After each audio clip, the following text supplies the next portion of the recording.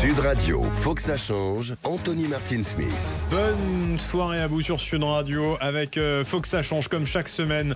18,2 millions de personnes sont en situation de handicap, 11 millions d'aidants autour. Ça fait pratiquement 30 millions de personnes issues de la population et c'est pour ça que cette émission, elle existe pour vous donner la parole. Si vous d'ailleurs voulez la prendre, vous nous écrivez à jeparticipe@sudradio.fr ou vous nous écrivez au 7 20 18 en envoyant Sud ou sinon vous nous appelez au 0826 300 300. Avec moi, Mathéo Lamblot.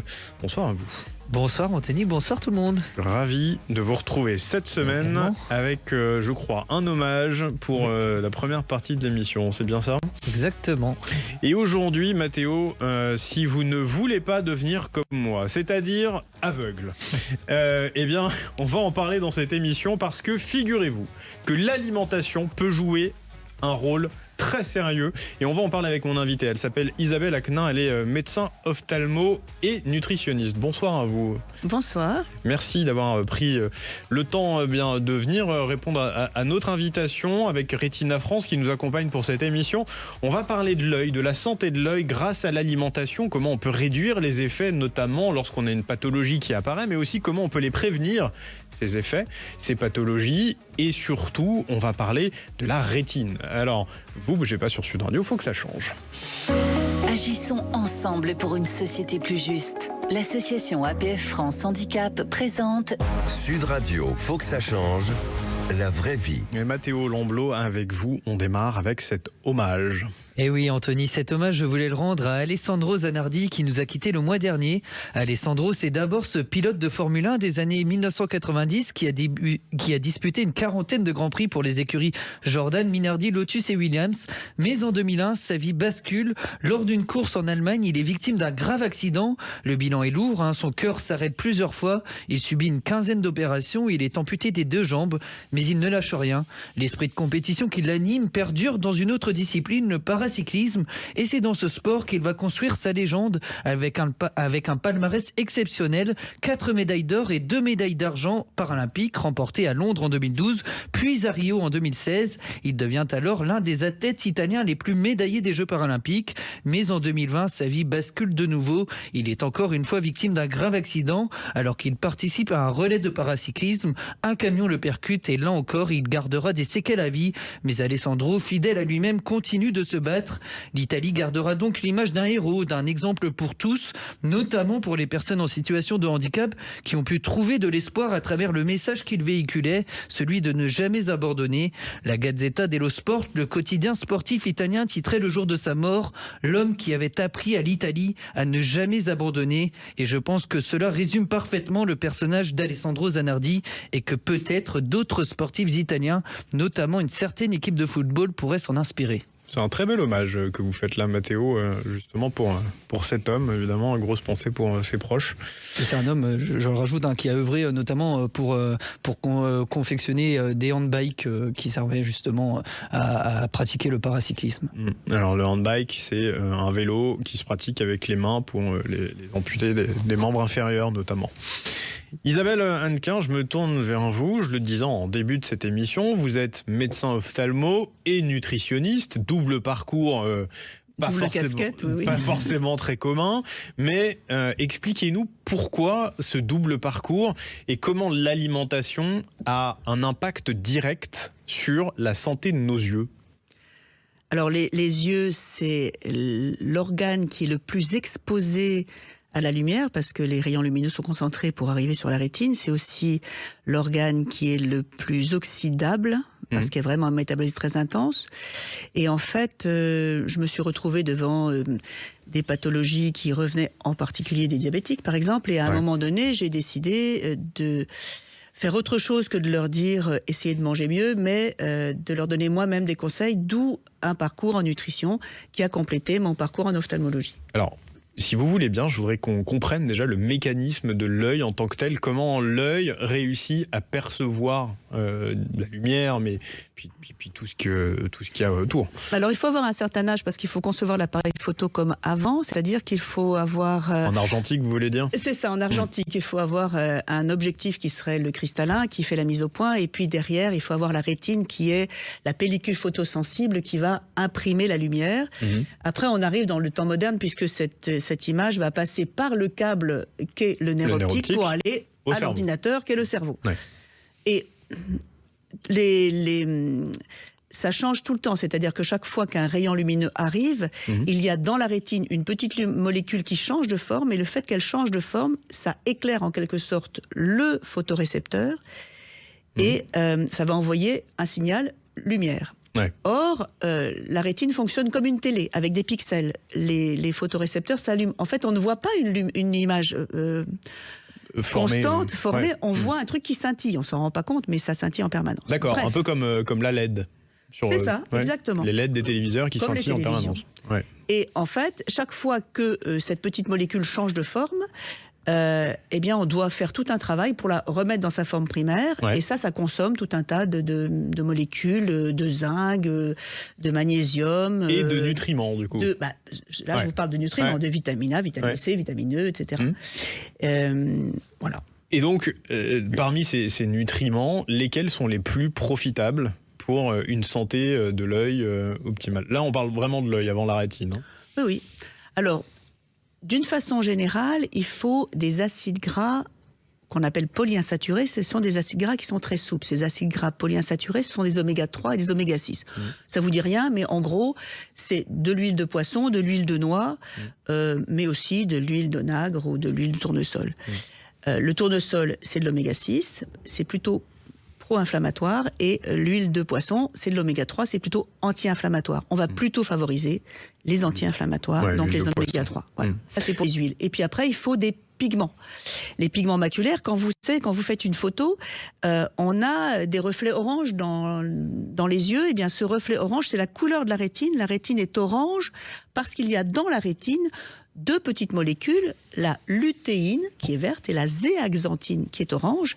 Et ces deux molécules, on les retrouve très facilement dans des fruits et légumes oranges.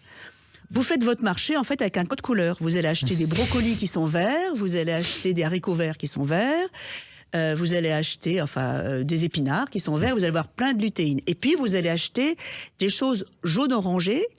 Ça va être plein de zéaxanthine, le jaune orangé, comme l'abricot, comme la mangue, comme le melon, comme la courge. Alors l'orange, c'est plutôt là on parle de lipides, alors c'est un peu compliqué, mais l'orange, c'est plein de vitamine C, c'est excellent. Si on parle de la carotte, c'est du bêta-carotène, c'est un précurseur de la vitamine A, c'est bien aussi. Si on parle de la tomate, c'est rouge, c'est moins bien, c'est du lycopène, c'est une autre molécule. Donc il faut vraiment faire ce code couleur jaune-orangé. Cherchez la couleur de l'abricot quand vous faites vos courses et cherchez le vert. Et avec ça, on nourrit sa rétine et pas que. En fait, des études ont montré que les gens qui avaient la plus forte concentration sanguine en lutéine et zéaxanthine avaient une cataracte qui évoluait beaucoup plus tard que les autres. Donc il y a aussi un côté antioxydant du cristallin. C'est justement les pathologies, j'allais vous les demander. On a, je présume, la DMLA, la dégénérescence maculaire liée à l'âge, qui doit être concernée par, j'imagine, la DMLA cette est alimentation très concernée par l'alimentation. On a aussi la cataracte, on a aussi la sécheresse oculaire. Alors ça veut dire quoi, sécheresse oculaire? C'est quand on a une difficulté lacrymale à sécréter suffisamment de larmes? Voilà, les larmes, c'est pas que de l'eau, c'est comme une espèce de vinaigrette. Si c'était que de l'eau, ça coulerait, ça tiendrait pas en surface. Donc en fait, c'est parce qu'il y a une phase grasse des larmes que les larmes tiennent. Et cette espèce d'émulsion, en fait, il faut des oméga 3, des oméga 6, mais aussi des antioxydants, etc. Et des vitamines. Et des vitamines. Et ces larmes protègent l'œil, c'est-à-dire l'œil est très très sensible. Et donc, vous savez bien que quand vous voyez un ray de lumière, il y a des tas de petites poussières dedans. Ces poussières arrivent à la surface de l'œil, en fait, se déposent sur les larmes. Et chaque fois que vous clignez des yeux, ça fait comme une espèce de raclette à vitre, ça nettoie tout, ça envoie toutes les cochonneries dehors et vous avez une nouvelle goutte de larmes qui s'étale. Alors moi j'ai un glaucome en l'occurrence, vous me disiez avant qu'on démarre l'émission qu'il y avait des travaux en cours et que probablement quelques publications à venir. Alors là, c'est vraiment tout à fait nouveau, ça date de la semaine dernière. On parle maintenant du neurone. Dans le glaucome, il y a deux choses. Il y a trop de pression dans l'œil. En quelque sorte, ça écrase le nerf optique. J'exagère, c'est pas tout à fait ça, mais l'idée c'est ça. Ça écrase le nerf optique et ça empêche le sang qui rentre avec sa petite pression artérielle de rentrer dans l'œil, puisqu'il y a trop de pression à l'intérieur. Donc il y a un côté vasculaire, un côté neurologique. Et on a découvert que... comment vous expliquer ça ? Un nerf... Un nerf, c'est un ensemble de fibres. Un nerf, c'est un câble. Et un nerf sans énergie, en fait...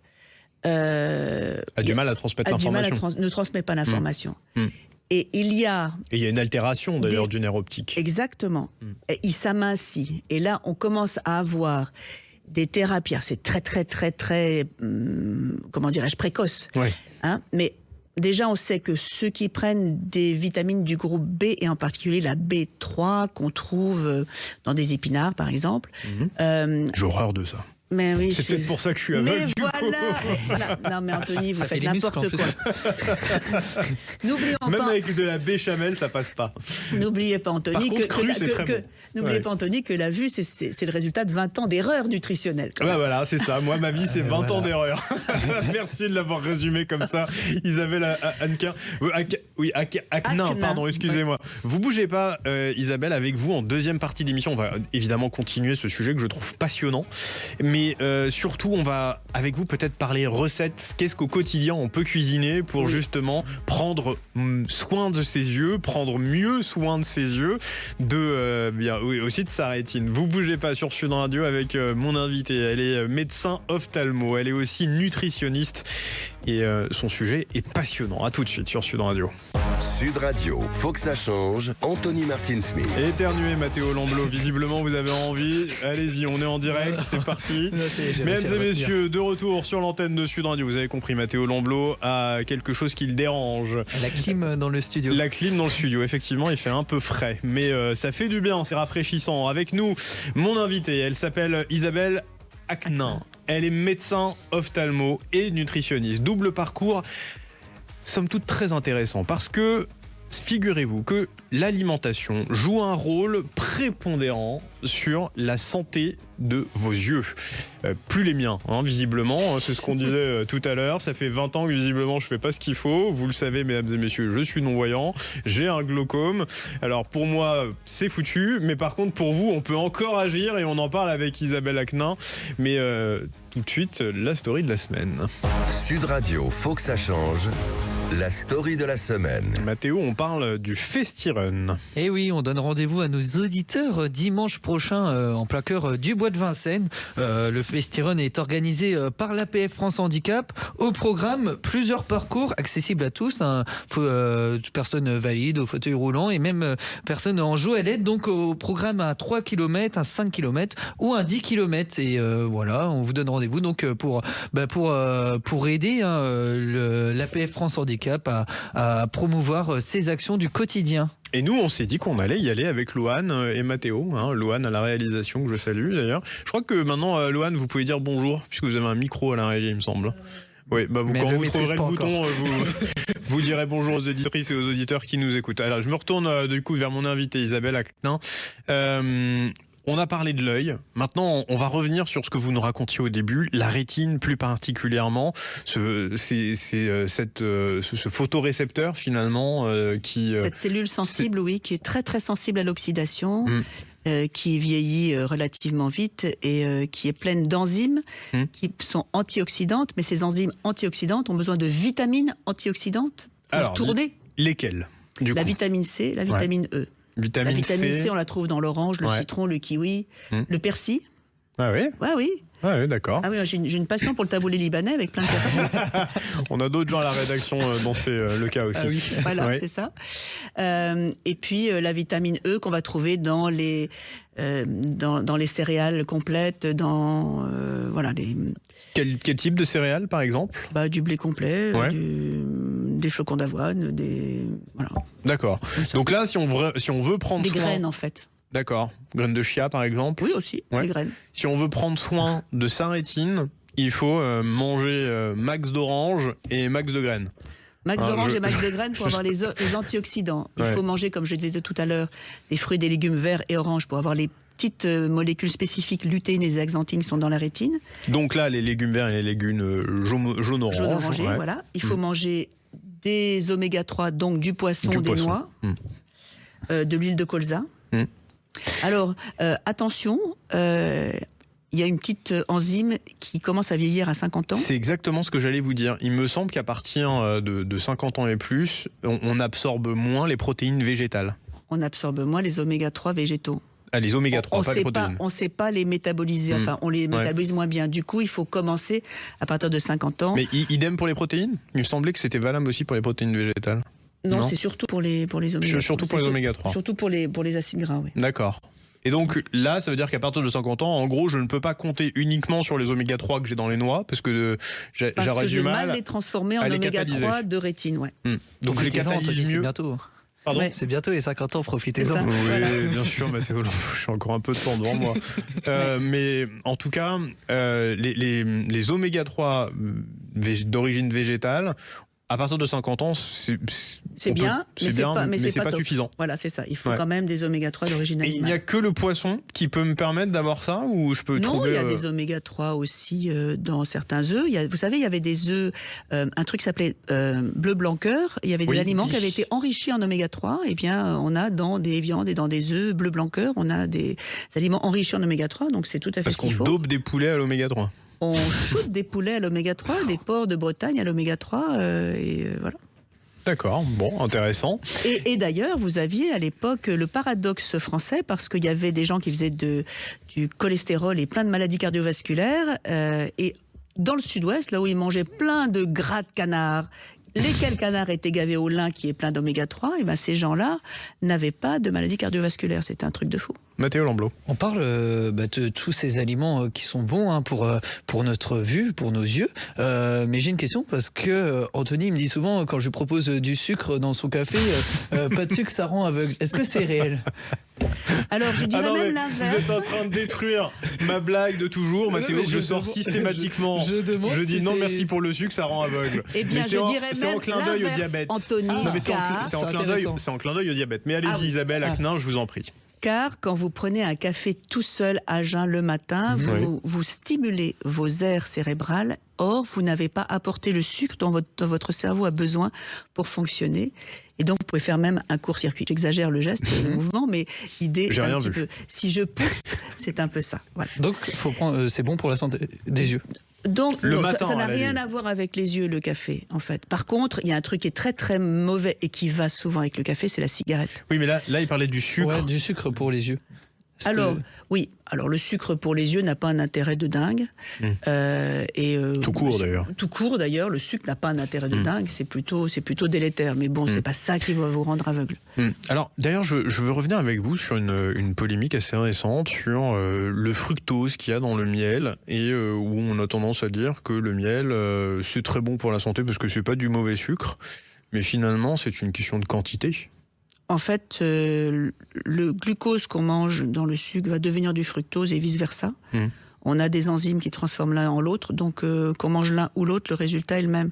Ça n'a Alors, aucun intérêt de manger une chose ou l'autre. Une enzyme, rappelons-le, hein, c'est une paire de ciseaux finalement qui, C'est ça, qui décompose Oui, c'est ça, qui change une molécule dans une autre. notamment l'amylase que l'on a directement dans la salive. Voilà, par exemple. Alors, si vous le voulez bien, maintenant qu'on a parlé de rétine, qu'on a parlé de l'œil, je voudrais que vous nous donniez, là, pour les auditrices, les auditeurs, des recettes typiques, faciles à faire au quotidien pour vraiment prendre soin de la santé de ses yeux. Qu'est-ce qu'on peut cuisiner Alors, le classique, hormis les épinards, pour moi. le classique, c'est le saumon à l'oseille. Ça, Le c'est un- saumon à Ça, l'oseille. c'est un plat d'un classique absolu où vous prenez un morceau de saumon, peu importe, et puis vous faites cuire 2 épinards. Ah non. Avec un peu d'oseille. On peut pas avec des carottes. Oui, oui. Il n'aime pas le saumon non plus. Il n'aime pas le saumon non plus. On peut, alors tout ce qui est poisson gras, on peut aussi manger des maquereaux, des maquereaux vin blanc, des sardines à l'huile. Ça va bien. Et alors la viande, est-ce qu'on peut faire de la viande? Est-ce que c'est bon ou pas? La viande rouge par exemple, on a tendance à dire que la viande rouge est peu digeste, notamment le soir avant de dormir. Mais est-ce que ça a d'autres incidences négatives sur l'oxydation par exemple de nos Tout est rétines? une question de quantité. En fait, il ne faut jamais rien s'interdire, c'est une question de quantité.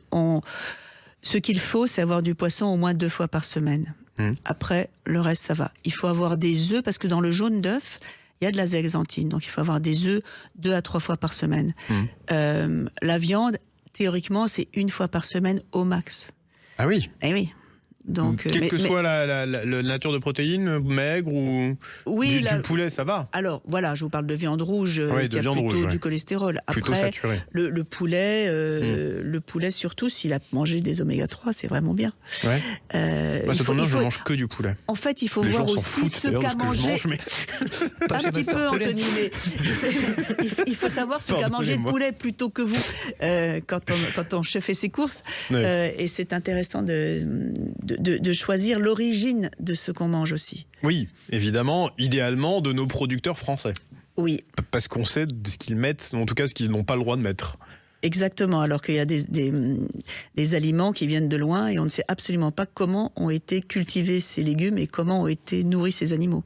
Alors, si je veux me faire, je sais pas, une salade avec des noix, là c'est bon, mais avant 50 ans. C'est ça. Bon, après ça va aussi, mais... Ouais. Non, mais en tout cas, après 50 ans, je les assimile moins. Voilà, vous allez moins les assimiler.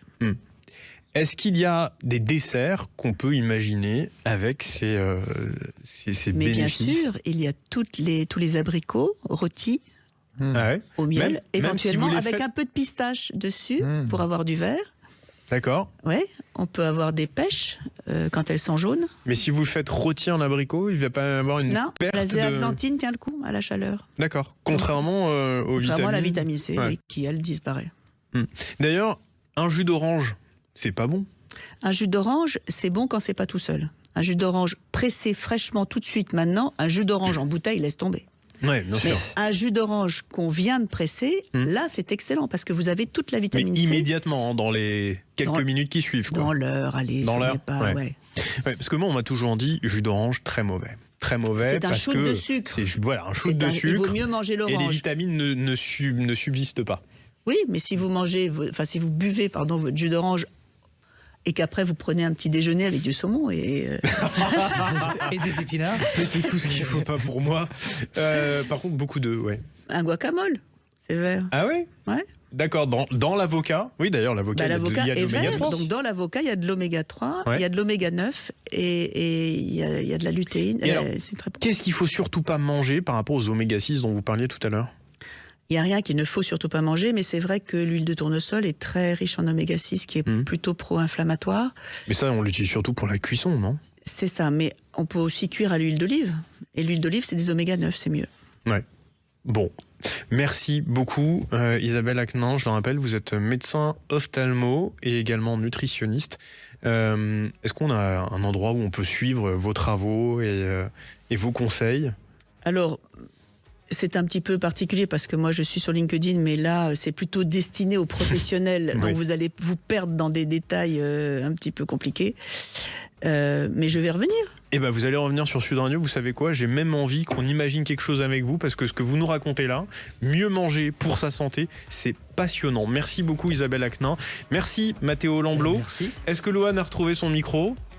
Non, toujours pas. Bon, bonsoir Louane, merci beaucoup d'avoir été à la réalisation de cette émission. J'espère que vous avez pris autant de plaisir que nous, mesdames et messieurs, à écouter Isabelle Acquenin et ses conseils santé et mieux manger pour une meilleure santé. Très belle continuation sur Sud Radio avec la suite des programmes.